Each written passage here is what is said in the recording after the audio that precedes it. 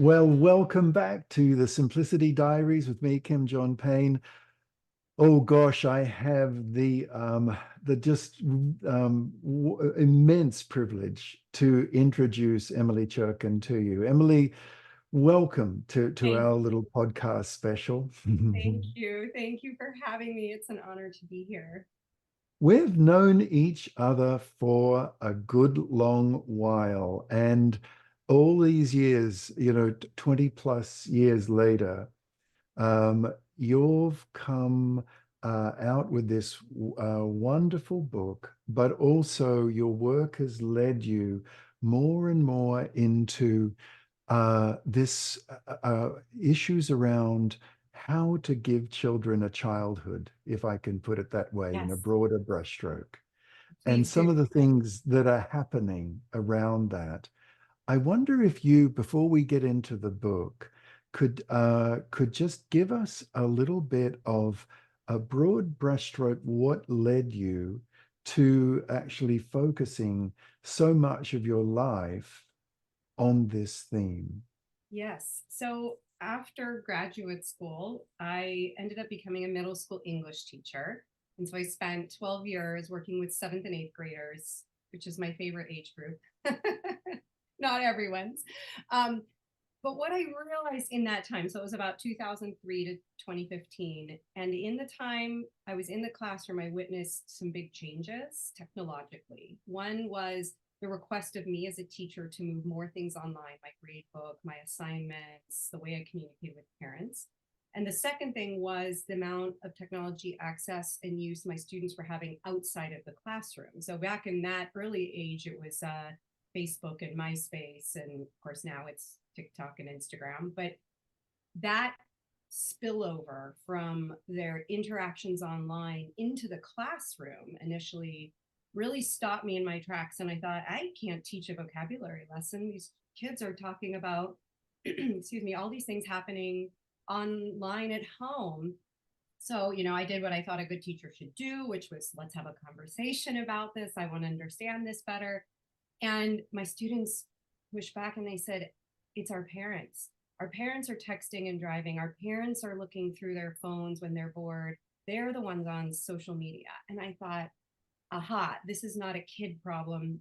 This is a parenting challenge and it's impacting children. And so I pivoted to realizing that the work I could do more effectively was with parents in a more education capacity. And so there were a few other life events that transitioned me out of the classroom, but I felt like that experience was very formative to helping me now advocate for what I talk about as tech intentional approach to parenting and I would argue teaching and learning as well. Yeah, the term tech intentional really caught my ear as well and caught my eye as I was looking through your book, reading your book. Um, can you tell us a little bit more about Yeah. that and give us like an overview of what you cover in the book? Because one of the things I noticed looking through it was how well designed. You take us on a bit of a journey in the book, don't you? Yeah. But it's all highly relevant. There's not a step of the way where I don't think, oh, that doesn't apply to our lives today. Mm. Every single step does. And I wonder if you can walk us through these steps to give us a better understanding about becoming tech intentional parents. Yes. Yes. Well, I really appreciate that feedback. The when I wrote the book, I wrote it because I wanted it to be something I'd want to read. And the books that I like to read are usually taught through story because that's how I remembered things as a student. And it's how I like to read a book. I like nonfiction, but I find when they're illustrated with examples, that helps. So that was part of my intention in writing it. And I wanted it to be um, applicable even as technology changes so rapidly. I wanted the tools of the book to be relevant even as technology changes. And so, this concept of tech intentionality, I found myself saying every time I would talk to parents or do presentations, I'd say, well, I'm not anti tech. I'm not anti tech. And I mean, I live in Seattle, there's a lot of tech here. And so, I found myself kind of wanting to clarify that it's not that I think it's all bad. It's that we have to approach it like with other things in life with intentionality. And so I started to talk about this idea of I'm not anti-tech and tech intentional. And for me, that means making decisions about how we use technology in a way that is in alignment with our values, with what we know about development and brain growth and relationships and humanity, and limiting and delaying and resisting types of technology that interfere with healthy development. I mean, that's the TLDR, to use the modern lingo, is later is better, less is more, relationships first, is the simplified version of that.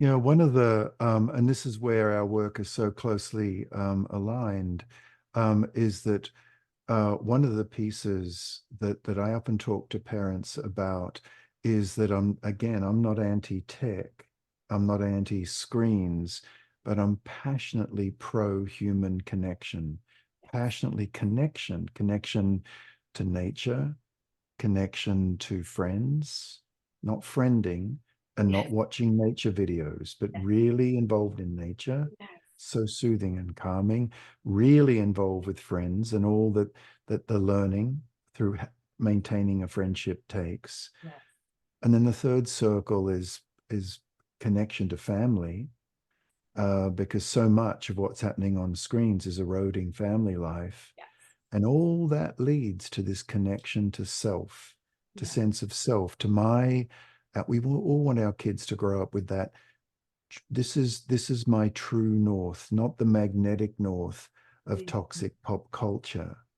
And yes, I think that that's a deep held wish that our kids will follow their own star and not be pulled and pushed by whatever is being required by screen marketers at the time.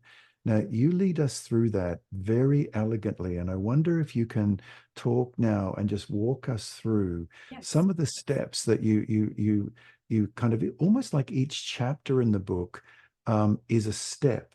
It's like a step, step, step. And I wonder if you can lead us through that.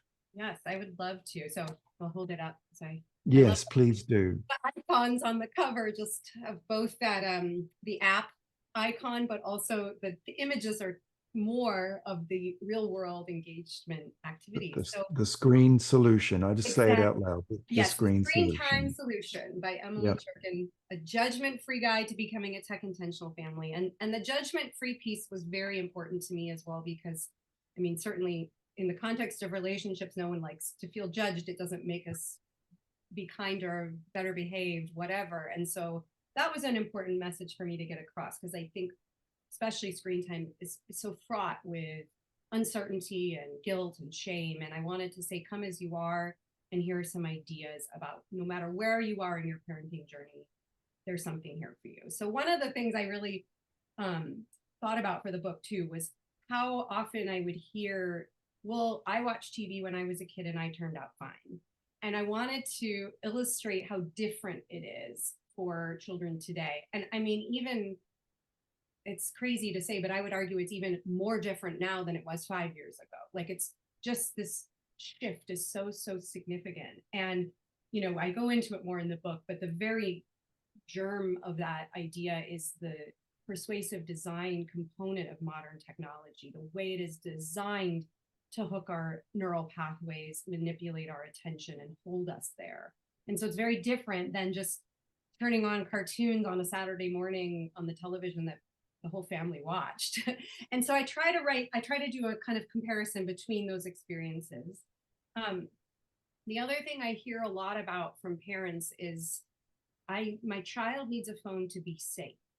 And one of the things that I really try to promote is this idea that we have to differentiate between what is scary about the world and what is truly dangerous. Because I think very often we give a phone in reaction to what we hear, things that we hear sound scary, but aren't necessarily actually dangerous. And I say this as a parent myself who has struggled with these very fears, and how often I have to talk to myself and say, by choosing to give this device, I'm not actually making my child safer in these circumstances, for example. And so that I try to dive into that a bit as well for parents to help them. The example I always like to give is right now, the number three fear in America, according to Pew Research, is kidnapping. But kidnapping is a statistically, I mean, it's almost nil in terms of risk. But what happens, of course, as parents, we have these things. Is the reporting. It's the reporting is disproportionate to the risk. And yet, giving a child, ironically, the number one and number two fears are mental health and cyberbullying, right? And so here we have a device that we give in the name of safety, but which is number three, which is number three, and but number one and two, it makes number one and two worse. And so, again, I think there's a lot of content and experts out there who are going to shame and blame parents for that choice. My approach is always to say it's not your fault, but it's your responsibility. Like, this is a problem that we can fix. It's hard. It requires work. It requires change and introspection and lots of conversations. But I also always say it is a fight worth having. And so that's the next sections of the book are talking about how the approach to screen time has to be grounded in family values. It has to involve us as adults looking at our own use of screens. I think a lot of times there's, I can't tell my kid not to do it because I'm doing it all the time. It feels hypocritical. Yep, it definitely does. So that means we have to look at our own use as well. And then sort of concluding just again with that piece of connection, IRL connection, the in real life part, that it's through the relationships. And I was very pleased that this fall there was some new research out about the right questions to ask, because the questions I get asked all the time are, how much is too much screen time and what parental controls do I recommend? And I go into that a bit in the book because I have a very strong opinion about parental controls, which is generally actually I don't recommend them, which is a separate question to address. But the questions we want to address, the questions that we need to know the answer to as parents is, do I know what my child is doing online? Which is contingent upon the second question is, do I have a strong relationship with my child? And that the knowing yes to both of those is actually the future proofing and the harm prevention of helping our children be successful, be secure, be emotionally stable. Not without bumps. Life is full of them, and that's normal, but not the scary stuff that we read about, or the, all of those clickbait headlines that do make our anxiety go up. So that is important to me for parents to understand, that there is this the wrong questions to ask, and then the ones that actually I think are more meaningful or effective to ask. So you establishing a baseline of connection, but also a baseline of if a child does see something on a screen, and I know you mentioned this, that there's the connection and the non-judgmental and non-freak out space that they can come and download and decompress and make meaning of it with the parent. But I'm getting ahead a little bit there. Let's take us through a couple of the other steps. That's fine. Well, yes. So that's a very important one, because we want to establish a type of family environment where our children will come to us, not if they see pornography, when. And that's a hard thing for parents to hear, but that's the day and age that we live in. I wish it weren't, but it is. So that's another one. Another thing I talk a lot about in the book is prioritizing certain skills before we hand out screens. And I have this sort of set of 3 questions that parents can ask when they think about giving a screen as a solution to whatever it is. Often I hear it's, I have to get something done. I need to make dinner. I've got to run an errand. Here's an iPad. And sometimes that might be, my dog is barking. I'm so sorry. Sometimes that might be a good, sometimes that might be an option that we choose. But what I really encourage parents to think about is, when I choose a screen-based option, what do I gain? Maybe peace and quiet, maybe an hour of time for myself. That's not terrible. The second question is, what do I lose or replace? And again, this is where the intentional approach is so important, because I say a little bit of screen time is okay, a lot is too much. And so if there's moments where that may be the choice you have to make, okay, but it has to be the exception, not the rule, right? Because we don't want to displace or lose opportunities for other skills. And then the third question, of course, back to the parenting piece, is what do I model? And so the skills piece to me is especially concerning for what I'm seeing happen in education today with the increased use of technology. It used to be as a thing that we learned some things about, and we learned to type, and we learned research skills, and we learned maybe how to uh, do cool things or art neat things we can do technologically, to now computers form the basis of all of the learning that happens, whether it's, effective, efficient, or best practice for children in learning. And so that's one of those things I think parents are more aware of the home screen problem and less clued into what's happening at schools. Although I do think the pandemic pulled the curtain back a little bit more on that. So um, paradoxically, we also upped the amount of tech. So it's kind of like we're more aware and there's more of it now. Mm-hmm. Yeah. Yeah. And I know that the figures that you cite in your book, similar to when I first wrote the chapter on in Simplicity Parenting book called Filtering Screens, filtering out the adult world, which screens were a part of that. Yes. Interestingly enough, I also included unguarded adult conversation in that as Yes. well. Yes. Um, but when I first wrote that, Emily, it was like we were still talking about Blackberries, I know. And so when the editors came along and said, "Oh, could we do a 10th anniversary edition, like a second edition of the book?" Um, I jumped at the chance because technology had moved so quickly, so Yes. far. But the data was really interesting because the Kaiser Family Foundation, their data was that kids were exposed, the average 12-year-old was exposed to 7.25 hours a day. Yeah. But the follow-up study, and by the Common Sense Foundation, Yes. Common Sense Media Foundation, that's up to, isn't it like 9.25 hours now? And that's excluding multiple screen use, Yes. Outside of multi-screen school use as time well. too. Outside, now Mm-hmm. this is key, outside of school time. Yes. Yes. So the New York Times years ago, they wrote this article, if your child is awake, if your child is an average American kid and they're awake, they'll be on a screen because it's 9.25 hours outside Yes. of the many hours of screens during the day. Can you Right. tell, can you take us Yeah. down that road a little bit more, the school, home, and just simply the amount of time?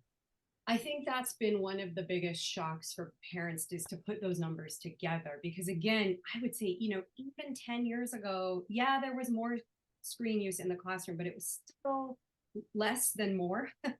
And so when we hear those high numbers and we're like, oh my gosh, 5, 6, 9 hours a day, okay, well, at least school is this place my child goes where I know they're not on a screen, right? And actually, for a lot of parents who weren't even paying attention to the home screen use, that was a benefit to their children. We who were concerned knew, well, at least those kids are at school not getting it. That's not at all what's happening now. We have kindergartners with iPads for reading and learning. We have math programs. We have full learning management systems. I'm a big fan of the Internet Safety Labs research. They do a lot of independent research on ed tech, and they found that on average, each school uses about 150 different platforms per school.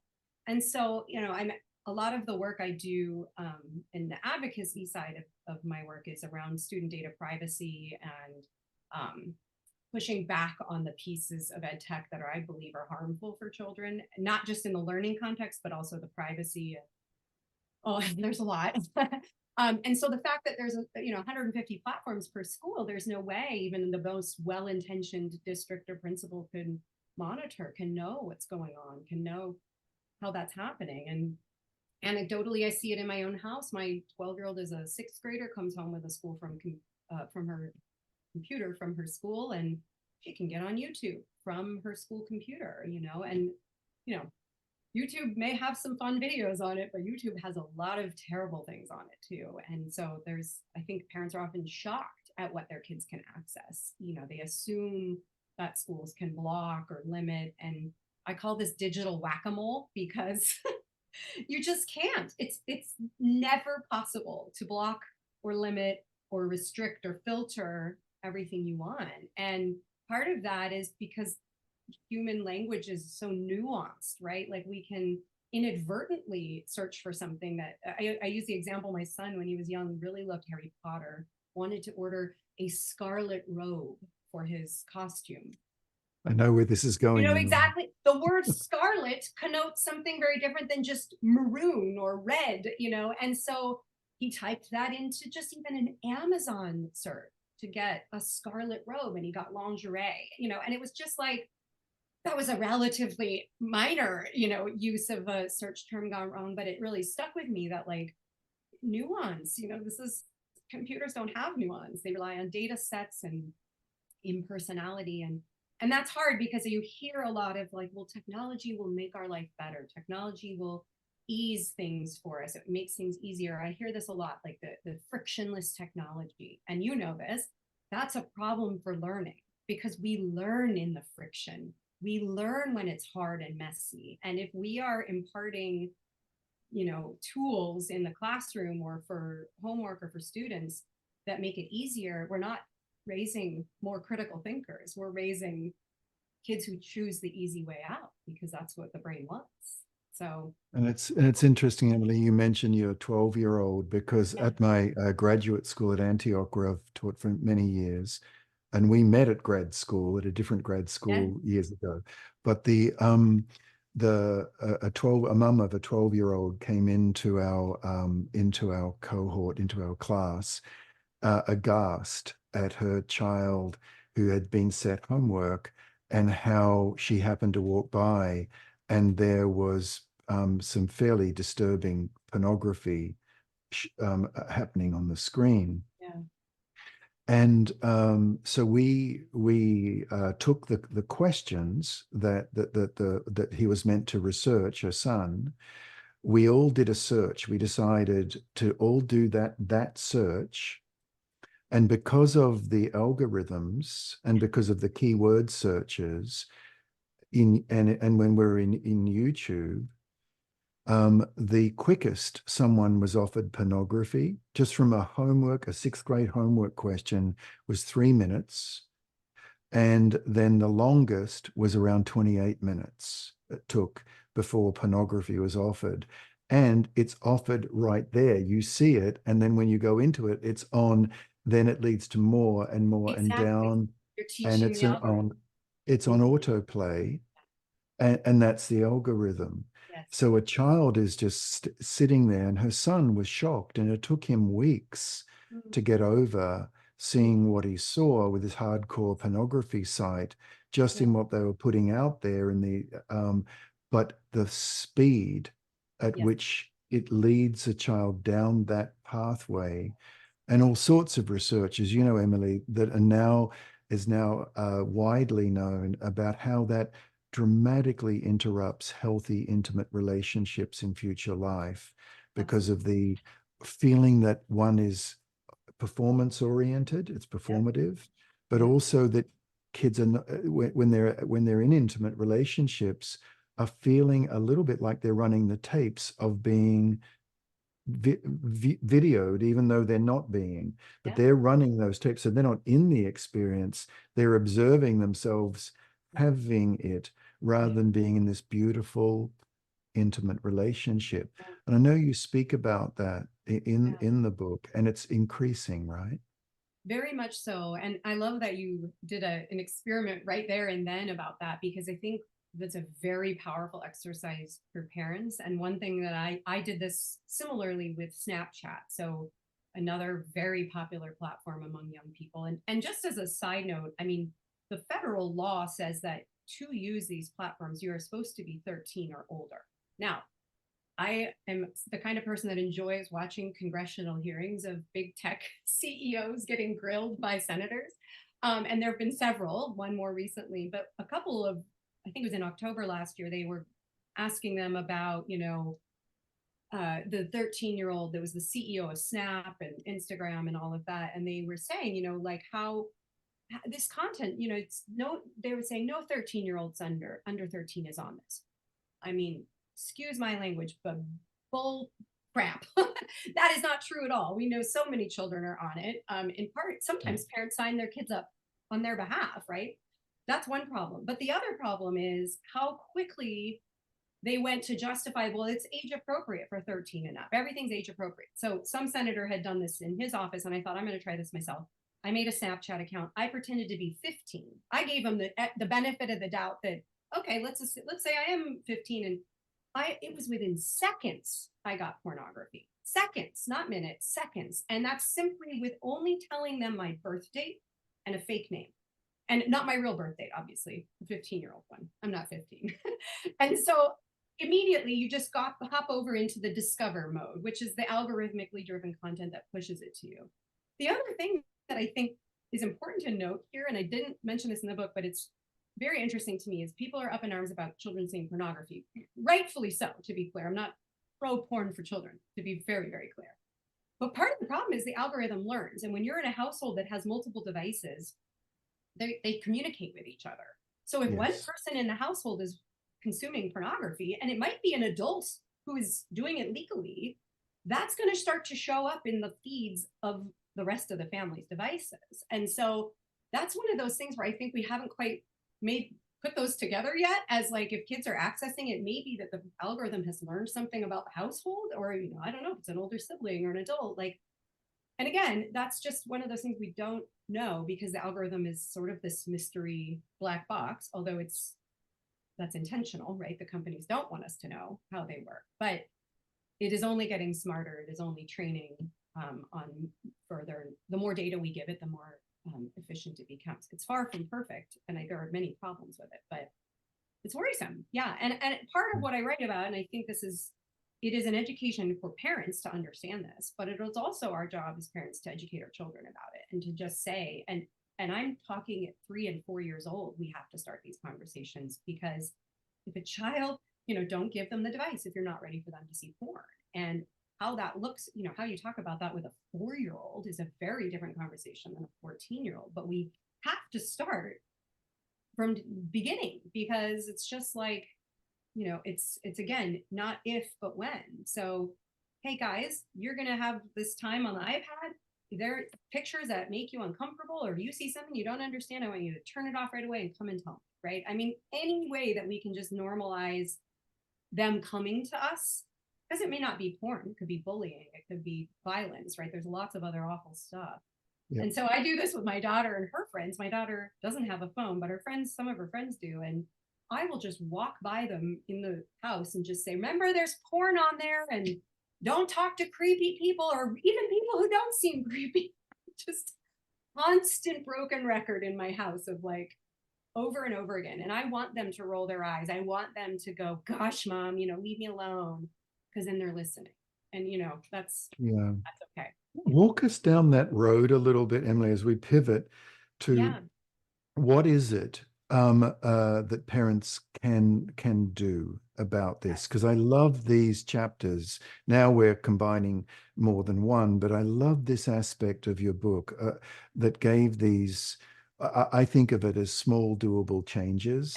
Yes. That small is beautiful, and small and doable is even more beautiful. Yes. So can you just walk us down that road? Some of the things, and there are stories in the book about this. This isn't in any way just theoretical, but can you give us if you just can walk us down that road a bit? Yes. One of my favorite tips, strategies to give to parents is this concept of living your life out loud. And I actually learned it from a colleague at a center for ADHD that I worked at for a while. And she used it in the context of teaching executive function skills, to have children narrate what they're doing as a way of sort of building on those executive function skills. I took that idea and I thought, oh, this is perfect for screen time. This is perfect for adult mentoring, not monitoring, to quote Deborah Heitner. And so what I tell parents is, when you pick up your phone, and this is a parent task, not a child one initially, anytime you reach for that device, it's out loud. I'm picking up my phone. I'm looking to see what time the soccer practice starts. I'm going to check Google Maps to see how long it's going to take me to get there. I'm going to text your friend's mom. Find constant narration, mundane, boring details. 80% of the time, I always tell parents, go 80%. We're trying to live within our values, operate that would be the parent we want to be. 20% we're going to mess up. That's normal. It's healthy. Cut yourself some slack, right? This isn't about perfection. So narrating it is so powerful for so many reasons. First of all, it gets us right as an adult to the accountability piece. What are we doing when we pick it up? By lifting it up, I have to tell you out loud. The other thing it does is the story I give, and I can't remember if I put this one in the book, but I lived in New York City for 3 years and in 2000 to 2003. And one of the things I loved was riding the subway into the city because I could look at this sea of humanity sitting around me, all reading different newspapers in different languages. And I remember thinking, this is the coolest thing in the world. Like we're all consuming news, but in a language that's different from like 20 people around me. Well, what happens now, right? We get on the subway. We might all still be reading our news, but no one knows. It all looks the same from behind. And so I thought about that a lot for children. We have to tell them what we're doing because this is, I always say, it's not a switchblade, it's a Swiss Army knife. It's a multi-tool. And part of educating kids about digital tech and being tech intentional is helping them see how we use it, all of the different purposes of it. Then we can add to that, right? So then I think about how we can, it's our accountability, it's how we use it, it's the emotional component. How does it make us feel? What is the reason we reached for it? If we're doing the narrating out loud, I could say, I'm reaching for this and I'm scrolling through Instagram. There's no end to my feed. And I don't feel better. And just all these people and their beautiful pictures. And I feel like our life is so boring compared. You start to make these connections then. And again, this is adults talking. We're still in adult parent mode here, right? But our kids are listening.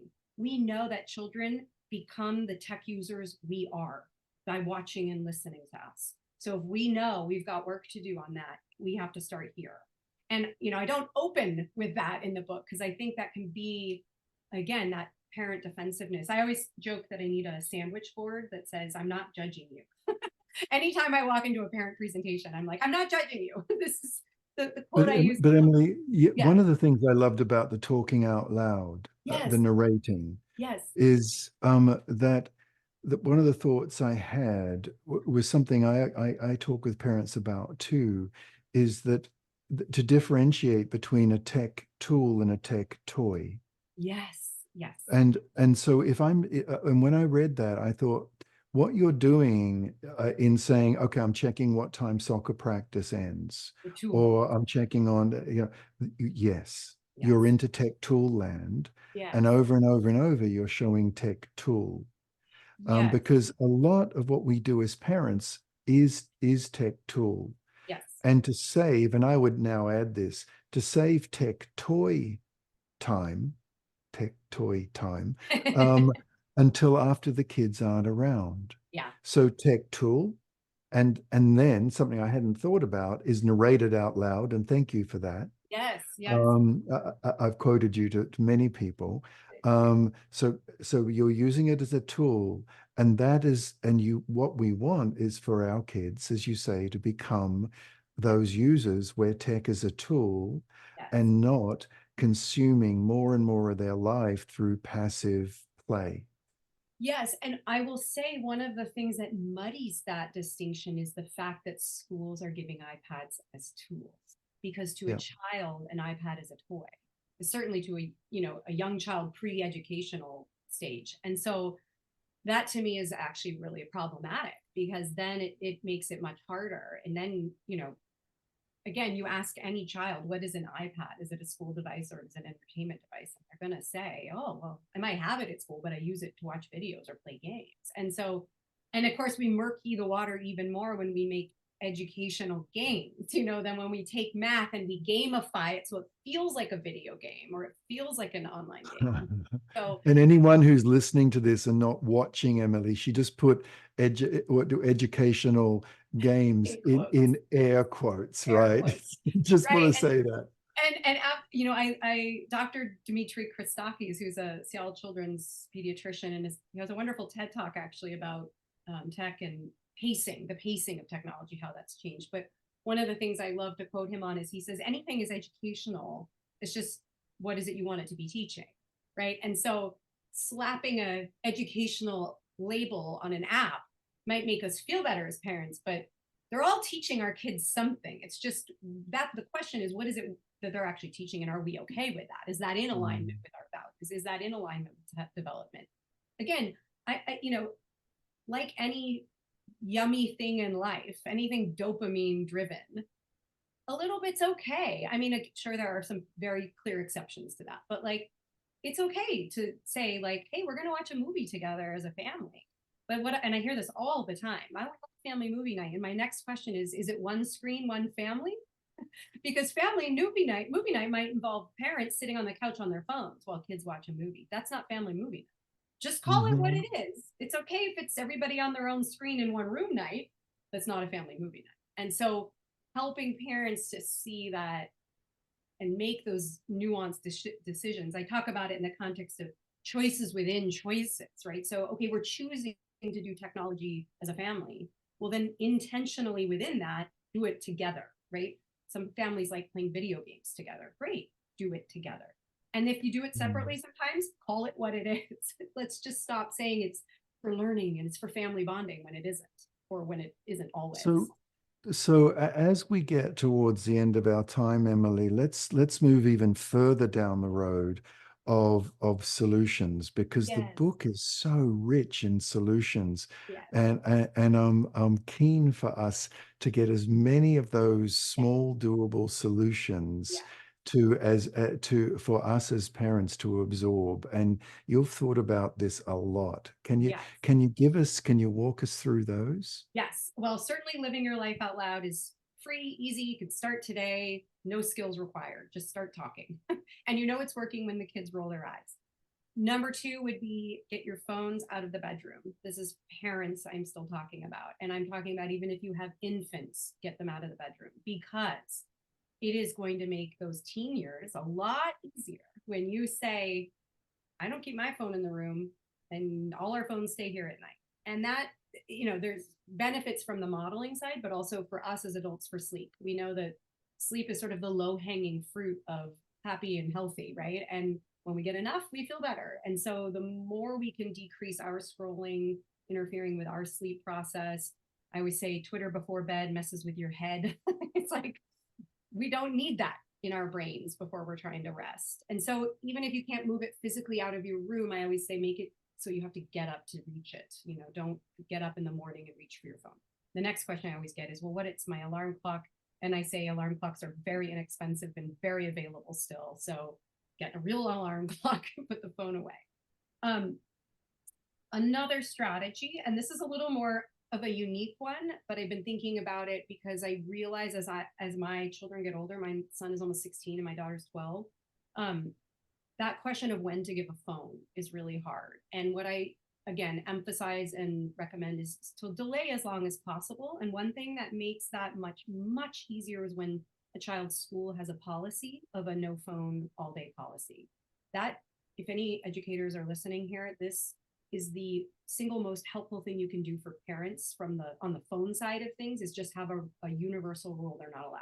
Unfortunately, Yeah. that's And not that's common. taken off, Emily. That is so, in Britain, have you been Yes, following I these? have That is been. completely taken off. And when there were some parents bold enough to say, we need to get phones out of Yes, schools, yes, they just put it, a couple of mums put it out there. They have been yes, overwhelmed yes. with thousands and thousands of supporters. I love it. So, And I do yeah. think the pendulum is swinging in the US as well. I mean, I know a lot of the activism I do, there are several groups pushing in the US as well. It's a little, it's not a perfect, as you know, it's complicated, but it is the Mhm. right thing to do. So that helps. On the other side of that, the sort of more unorthodox approach that I have taken with my daughter is I share a phone with them.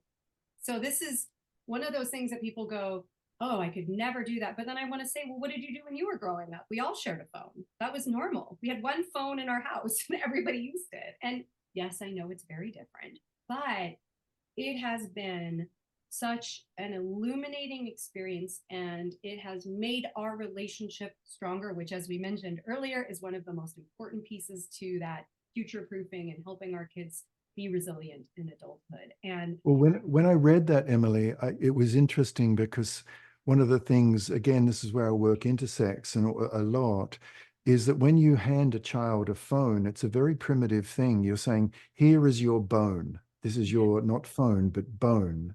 And now you try to take the bone off, and it's like, and then you get this, you're then, because of the dopamine, you're Yes. taking away a child's property, their safety, Yes. their all the things that dopamine Yes. does. And Yes. now you're no longer the connecting parent, the loving parent, you're the predator.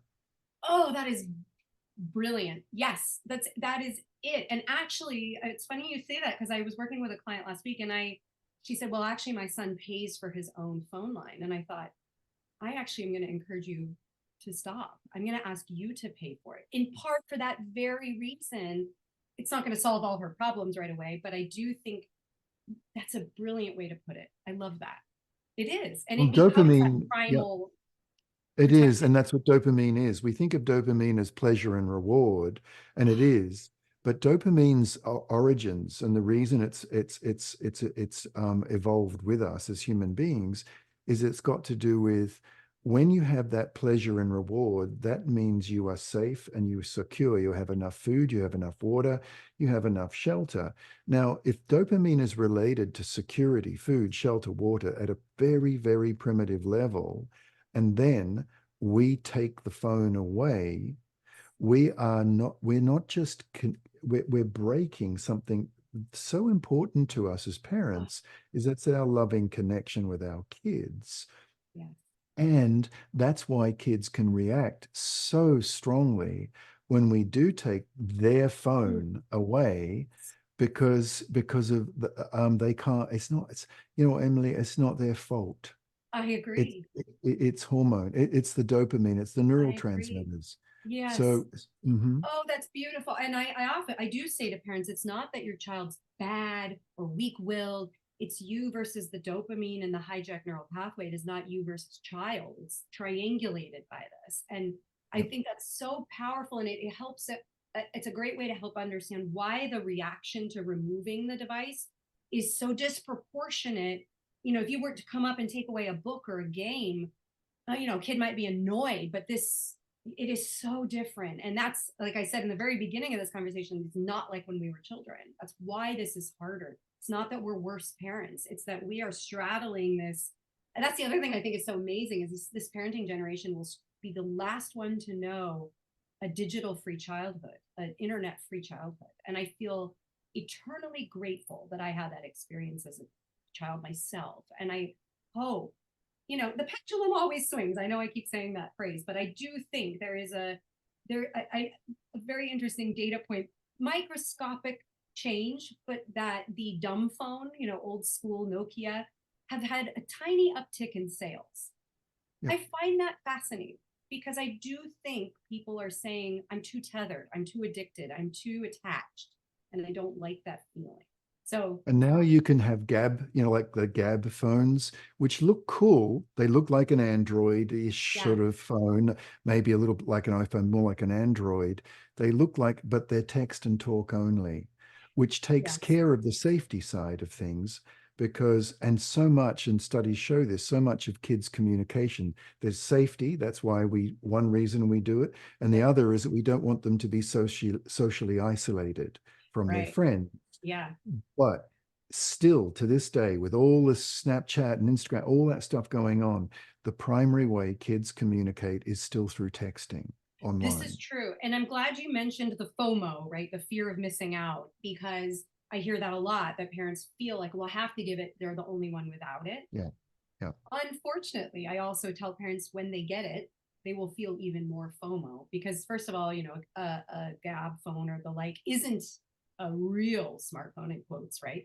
But it's an option for some families at work. I have also heard stories of kids who feel it's babyish. And so then they find workarounds. They get on social media through Pinterest, for example. A lot of parents are shocked by that, or through their school computer, right? And so it's one of those things where, Yeah. again, the conversation, the relationship is that piece that has to be there so that if and when you give a device, whatever it is, the conversation has happened before. The relationship is in place to troubleshoot. Because it's not, that's the other thing about parental controls. I say, don't assume that by implementing a bunch of parental controls, your problems will go away. They will not. No.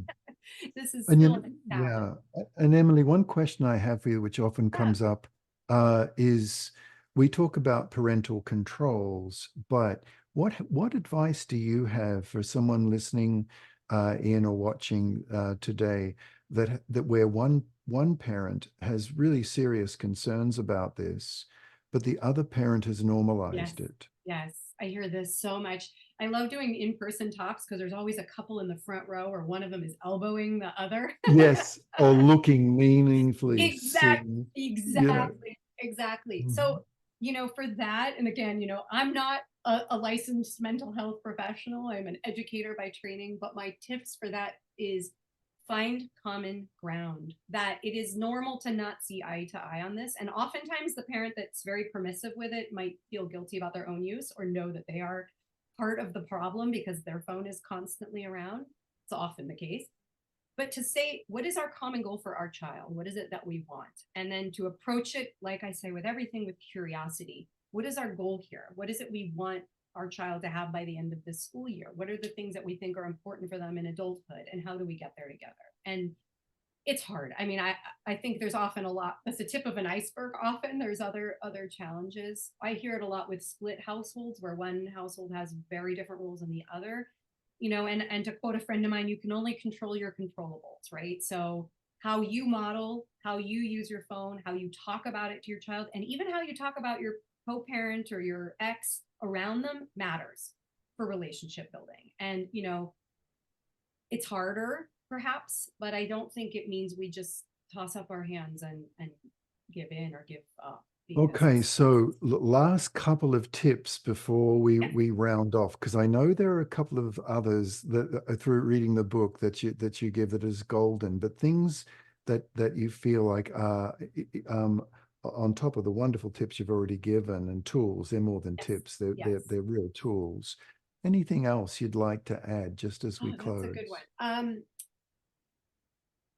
Anytime that, yes, I would go back to that choices within choices. So, rather, there's so much nuance to this, right? That it depends on the child, the family, the age, the development stage, the time of day, right? All the content on the screen.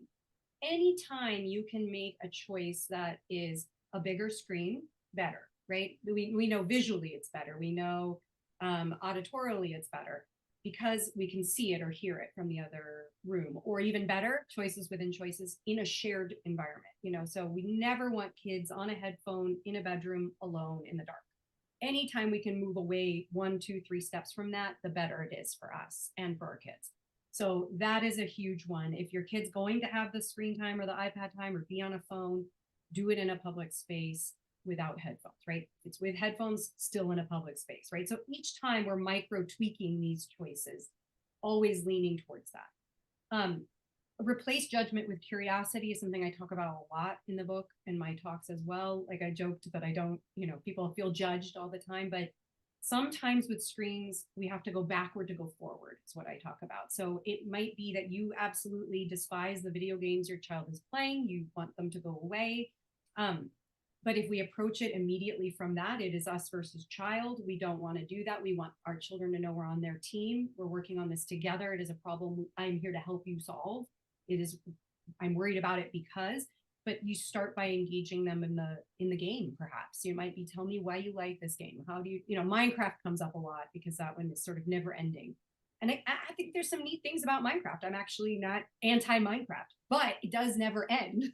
And so it's hard for parents to get the kids to turn it off. So then it's sitting with them and saying, oh, tell me what you're building, and before you shut it down, let's leave a few minutes to put your things in the chest, and tell me what you're going to do next time, and when we shut the game off, let's go and make a plan for what you're going to do after or next time you have time online. So any way you can kind of bridge the experience of using it into the real world, right? So it's soften that transition, I think, can help. Again, every child is going to have a different reaction, and you have to try these things more than once. I think that there isn't a quick fix here, and that is, I wish there were. I don't think we'd be talking if there were, and that is a very hard thing. I think parents want the silver bullet. There isn't one. Well, one of the things that a podcast that I put out just recently, Emily, was I titled it's a term I think I invented. You know, you think you invent Yeah. something and you probably haven't. But through phone use, through parents' eyes going to the phone when kids are around, the notification going off their eyes, and the child's playing right in front of them, and Mm. then they're looking. I call it micro abandonments, Oh, and that micro abandonments are cumulative.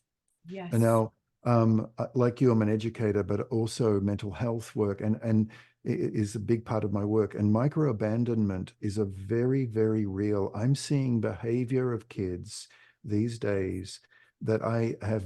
When I trained, Yes. I was taught that was abandonment behavior.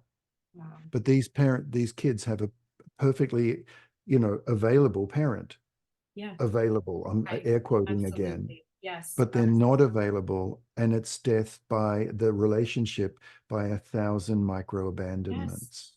Oh, that is very powerful and very accurate, I think. And that is another, again, so here, another slight change we can make as parents is to turn off any of our notifications or Notifications, yeah. sounds, including text messages, which people, what if I mean, the reality is my phone's always nearby. I never miss anything. But what it does, my husband actually said this, and I love it. When we are engaged with a child in the real world, in your play or whatever, and our phones alert us and pull us away, we're giving permission to someone who isn't even in the room. We're giving them permission to interrupt us. And that's Hmm. shocking when you think about that. Like that this entity, not even physically near me, can pull me away so completely from my child. And that And this, yeah, that is the the screen is micro. supreme. That's the Yes, screen is supreme. yes, And it's saying to a child, now I have to behave in a way that is either whining, angry, yes, provocative, yes, outrageous.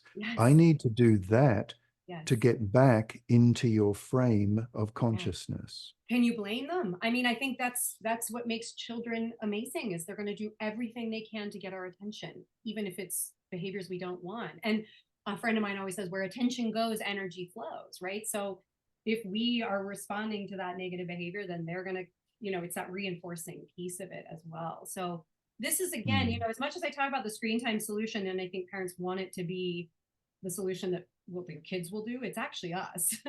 And I don't mean that like parents, you've done something bad, but we have an opportunity here that this is about changing the way we show up around our children and technology. Well, I think that is a beautiful note to round off our conversation. Emily, we always ask at these interviews, how can people find more out about Yes. you? Can you give us those details? Well, the irony is not lost on me. I have a digital presence. So I do have a website at thescreentimeconsultant.com. I have social media platforms. I have an assistant who helps me with them, so I'm not on them all the time. And my book is available anywhere books are sold. And I always like to give a plug for the independent bookstores. If you go in and request it, they can order it directly. Not everyone And carries. you and can you hold it up again and tell Yes, us our name for the people who are yes. just listening and not watching? Yes, it's called The Screen Time Solution, a judgment free guide to becoming a tech intentional family. And I am Emily Cherkin. And a dear friend and colleague. Emily, thank you Oh, so thank much you so much. for sharing this with us today. Well, thank you for all your support. I am truly honored. You were a gifted teacher who made an impact on my life, and it's wonderful to reconnect with you. So It's thank an you. absolute pleasure. Thank you, Emily. And bye bye for now.